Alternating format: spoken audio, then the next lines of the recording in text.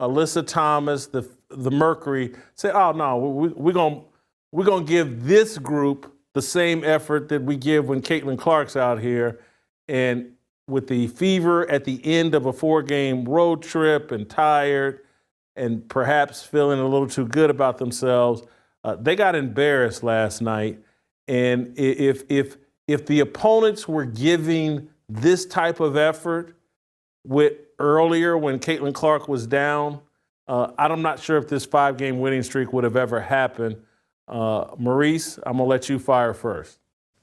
Yeah, I agree with you. When these teams face the Indiana Fever while Caitlin Clark is playing, it's the Super Bowl. You're getting everybody's best shot. Everybody wants to make a name for themselves beyond their play, meaning I'll make a name for myself by knocking her to the floor or elbowing her eyeball out the socket. Whatever I got to do, that is what they are willing to do when Caitlin Clark is on the team. We have not received, I don't believe, that same effort from these players while she's not there, and we have benefited from playing a lot of terrible teams, as I stated last show.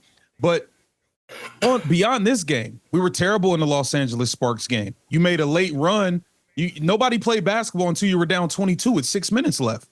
Ari McDonald was terrible in the Sparks game, terrible in the Mercury game. You cannot, and I said this time and time again, you cannot survive on the Six Flags roller coaster that is Kelsey Mitchell. Yes, she can get hot with the best of them, but she's a roller coaster. She scores 35, then she scores 8. She scores 23, then she scores 9. You cannot survive on the Kelsey Mitchell roller coaster. And I think Stephanie White did a poor job game planning. You're not supposed to help off Alyssa Thomas. You force her to score 35 points and don't leave the three-point line. Frank, I want you to piggyback off that comment with a little different spin. I think that Kelsey Mitchell and Aaliyah Boston, they get elevated to the top scout. And the top of the scout sheet, they get the most defensive attention when Caitlin Clark is not there. And it kind of got exposed last night that when you're the focus of another team's defense, it has an impact on you, where Caitlin Clark creates so much space and freedom for everybody else that, you know, they kind of got exposed like, they're not capable of being the number one. I like them both. I love them both. But overexposed when they're the top of the other team scout. Your reaction to that? They're terrible tools, Jason. Listen, you love them both because of Caitlin Clark.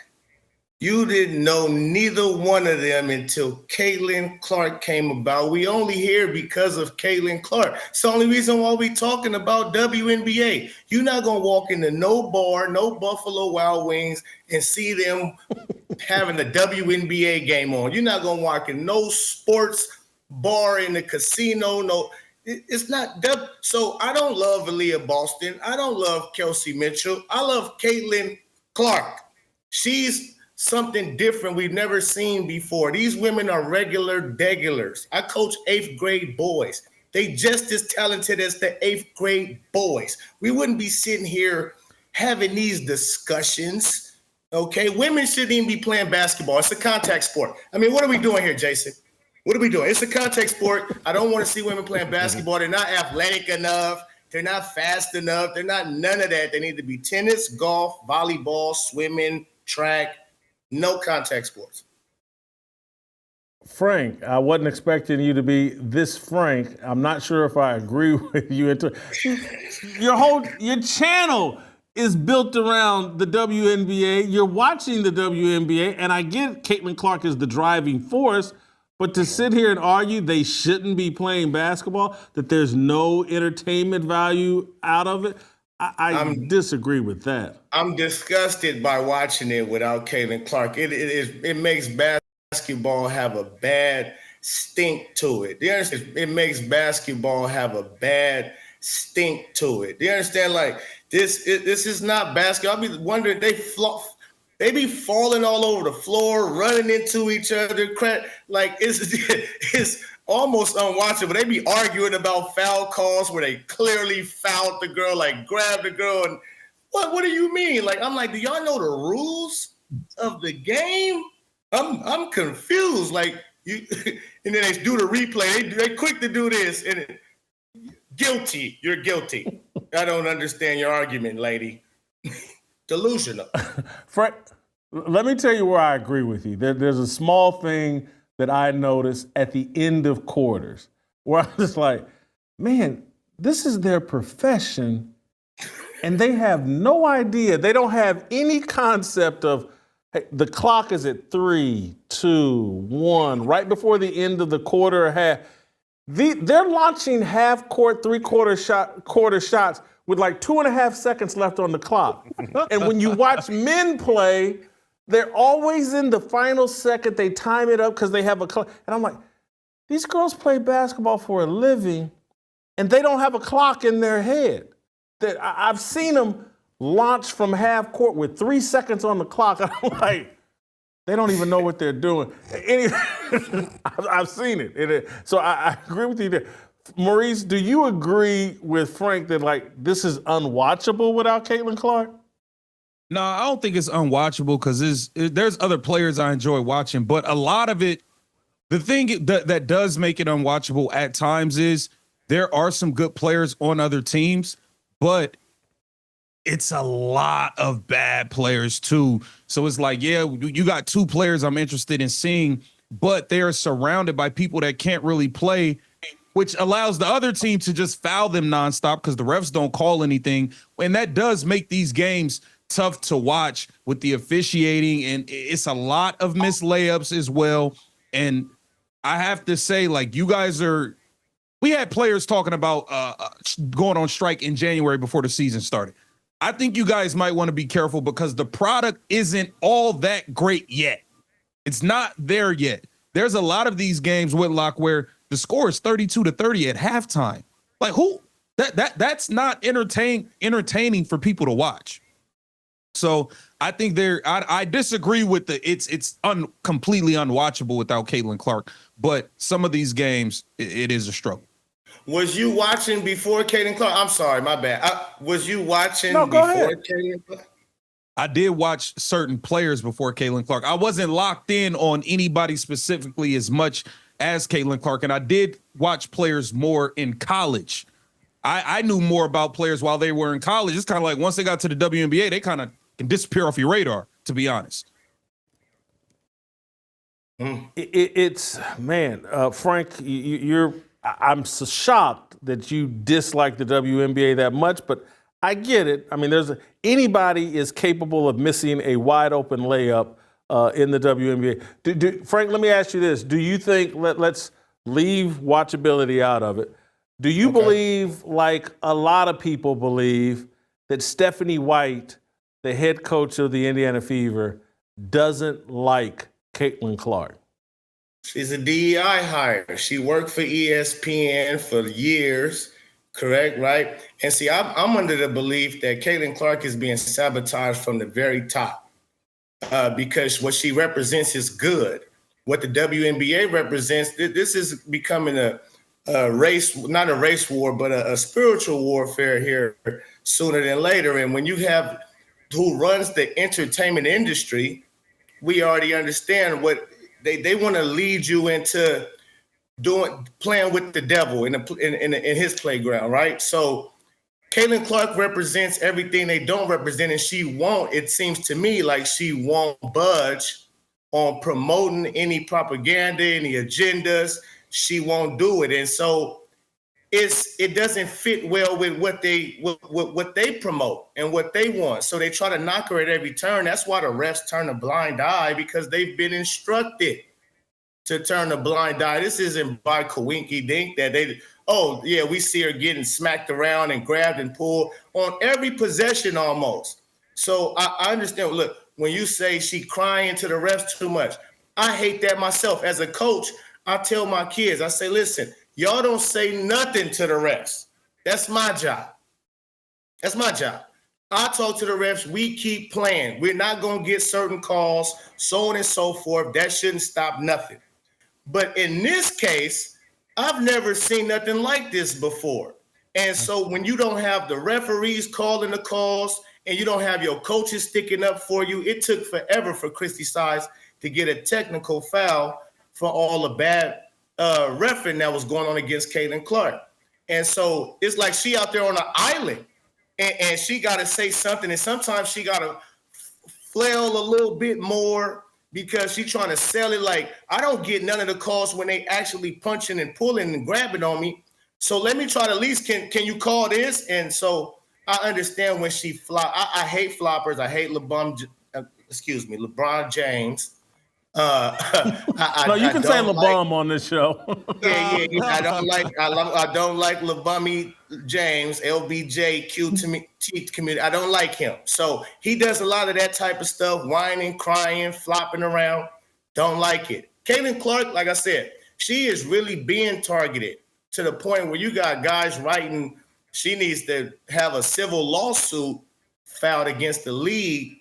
And it all makes sense. There's so much evidence of hatred and so-called racism that they want to put on Caitlin Clark. And so, you know, I don't like this league. Frank, I agree with you in this element or in this way. I do believe the league, the DEI, the LGBTQIA plus element of the WNBA, they want to break Caitlin Clark. And until they break her, they're never going to accept her. It's not the fact that she's white, because they love Paige Beckers, because she's on the Alphabet Mafia team. And I look at Indiana, and this is, Maurice, I'm going to come to you with this question, to piggyback off Frank here. But I think hiring Stephanie White as the head coach was, because Stephanie White, when people really understand her background, she was Caitlin Clark years ago as a player. I'm from Indiana. She set Indiana on its ear as a high school basketball player, had the whole state into her high school basketball career, you know, selling out high school games, goes to Purdue, elevates Purdue to a national championship team. Carolyn Peck is the coach. They're having sellouts at Purdue, and she elevated attendance. And like Caitlin Clark, Stephanie White came out of college married to her high school sweetheart. And then the WNBA got a hold of her, and she left her high school sweetheart. And now she's Lisa Salter's bottom chick. And so it's never made sense to me, like, hey, man, who are they surrounding Caitlin Clark with? Why aren't they surrounding her with people like Sophie Cunningham, who seem to have the same sort of sexual orientation and love of Taylor Swift, and just, they're not surrounding her with that. They're surrounding her with people. DeWanna Bonner. The way DeWanna Bonner played last night, you have to sit there and go, who would put DeWanna Bonner on the same team as Caitlin Clark? DeWanna Bonner last night was going at Lexi Hall and Sophie Cunningham like they were the KKK. And Stephanie White coached DeWanna. Yeah, Stephanie White coached DeWanna Bonner for 2 years in Connecticut, and that's who you bring to be the leader, the vet on your Indiana Fever team? Insanity. Maurice, your response. Like I said, I think the Indiana Fever did a horrible job from the top down. Amber Cox, Kelly Krauskopf have done a terrible job putting a roster together along with Stephanie White. I didn't even like the Stephanie White hire to begin with. I didn't feel that she's a part of the old guard, and the style that Caitlin Clark plays does not fit with what Stephanie White is naturally comfortable with. You know, they say you can teach a fighter to fight a certain way, and they're going to do that until they start getting hit upside the head. And when anything goes wrong, Stephanie White goes to what she knows, which is this slow, boring basketball that people did not enjoy watching at all. That's just her nature. I feel like the locker room the one thing that Caitlin Clark, Aaliyah Boston, and Kelsey Mitchell asked was to protect the locker room. And what did they do? They went and ruined the locker room before the fans and the media could even see the team get together with who they brought in. You brought in the wrong teammates for Caitlin Clark, and it is as simple as that. You can look at her Iowa team and see what type of players and what type of people because the people matter. You got to remember, you're dealing with these people sometimes you see these people more than your family. You're in the locker room with them every day. You're on the team bus with them. You're on the planes with them. You're in the hotels with them. So the actual person behind the jersey matters. And I don't feel like they did a good job putting this group together. Yeah, they did a terrible job. I will say, I think last night the group got humbled and needed to get humbled. And I noticed something. I don't know if this is how intensely I watch the game, because I love when they show the camera shots. I love to see who's sitting next to Caitlin Clark on the bench. And generally speaking, the black girls leave a chair between themselves and Caitlin Clark. Only people you'll see sitting next to Caitlin Clark injured, or even when she's healthy, generally speaking, is Lexi Hall and Sophie Cunningham. Everybody else leaves a chair like Caitlin Clark is spoiled milk.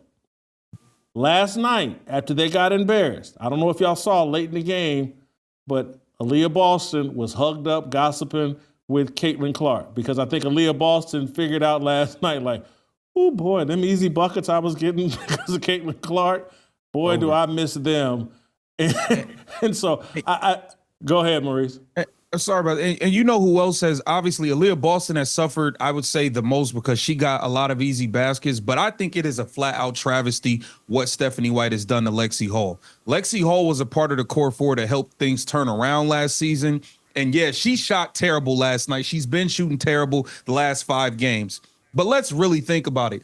Lexi Hall earned the right to be a part of the core of this team with how she played last season and with her opportunities in the beginning of the season. DeWanna Bonner comes here. Lexi Hall gets thrown to the back burner. DeWanna Bonner quits on the team, takes a max contract, and then leaves.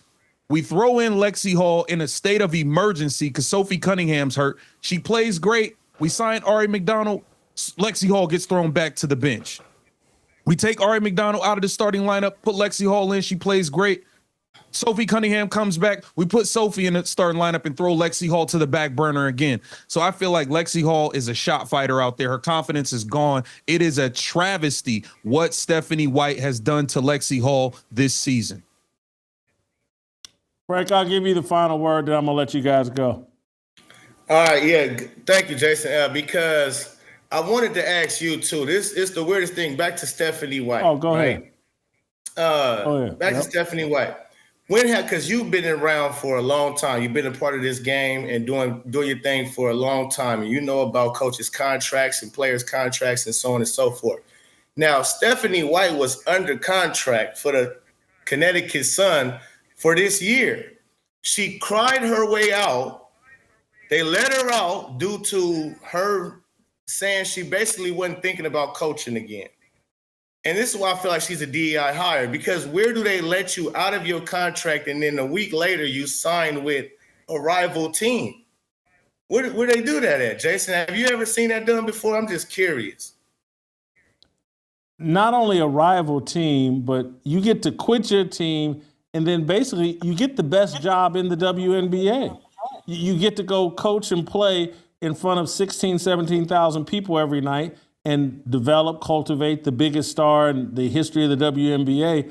Yeah, it makes no sense unless you had a plan of, hey, look, we got to get Caitlin Clark on board with the movement, with the message. This is a platform to promote the LGBTQ. This is a platform to promote the victimization of Black women. This is a platform to promote feminism. And Caitlin Clark, really, if you just look at her, she wants to hoop, she wants to go to Taylor Swift concerts, and that's about it. And the rest of these girls, look at, and I'm extending this conversation. I think Angel Reese is laying down right now and not playing because she don't really love basketball. She loves what basketball can do for her. If Angel Reese could snap her fingers right now and be a 5'6". For those who want more out of every moment this summer, Mazda has more 2025 IIHS Top Safety Pick Plus awards than any other brand as of May 2025. What more could you ask for? Discover how Mazda has more to move you today. Visit iihs.org to learn more.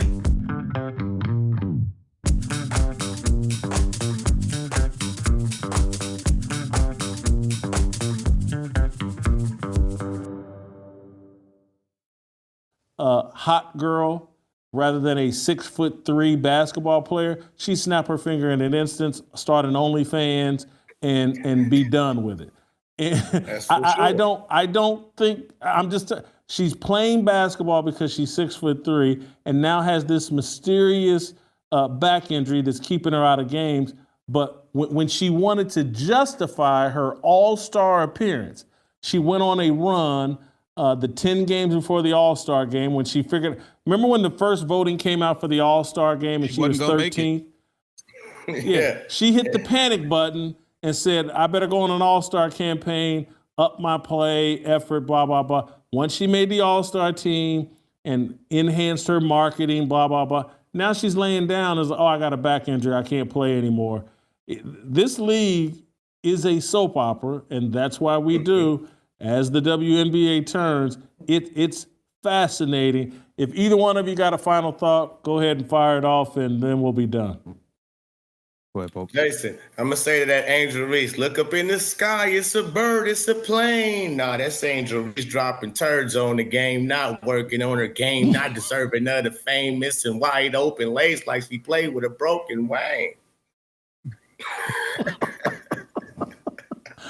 Reese, can you top that or should we be done?